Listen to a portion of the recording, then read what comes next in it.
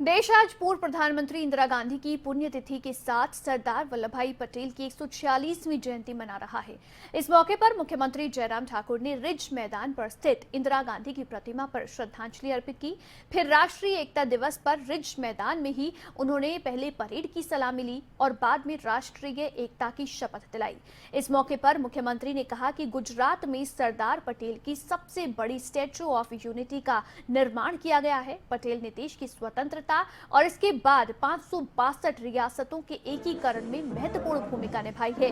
तो वहीं मुख्यमंत्री ने कहा कि इंदिरा गांधी का देश की प्रधानमंत्री के तौर पर महत्वपूर्ण योगदान रहा है। उन्होंने अपने जीवन का बलिदान राष्ट्र के लिए दे दिया। आज उन्हें श्रद्धांजलि देकर उनके कामों को याद किया गया है।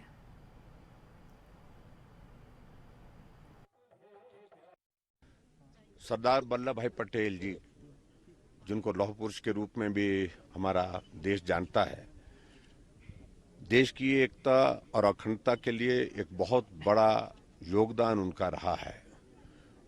और मैं ये कहूँगा कि देश की आज़ादी के लिए भी उनका एक बहुत बड़ा कंट्रीब्यूशन रहा है। जब आज़ादी हासिल करने के पश्चात भारत को एक राष्ट्र के रूप में आगे बढ़ाने की जब बात चली तो 562 रियासतें छोटी बड़ी जो भारत में थी उनको इकट्ठा करके उनका विलय करके भारत का निर्माण हो और उन रियासतों को मिला करके जो एक राष्ट्र का निर्माण करने के लिए ये दायित्व उस वक्त के प्रधानमंत्री पंडित जवाहरलाल नेहरू जी ने सरदार वल्लभ भाई पटेल जी के जिम्मे सौंपा और उन्हें बहुत महत्वपूर्ण भूमिका उसमें निभाई और एक एक रियासत को मिला करके भारत का हिस्सा बनाया।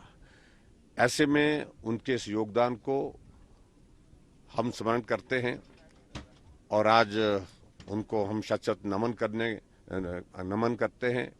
तो एक बहुत बड़ा एक योगदान सरदार वल्लभ भाई पटेल जी का रहा है। इंदिरा गांधी जी भी इस देश की प्रधानमंत्री रही और बहुत बड़ा उनका योगदान भी रहा उस दृष्टि से बतौर प्रधानमंत्री।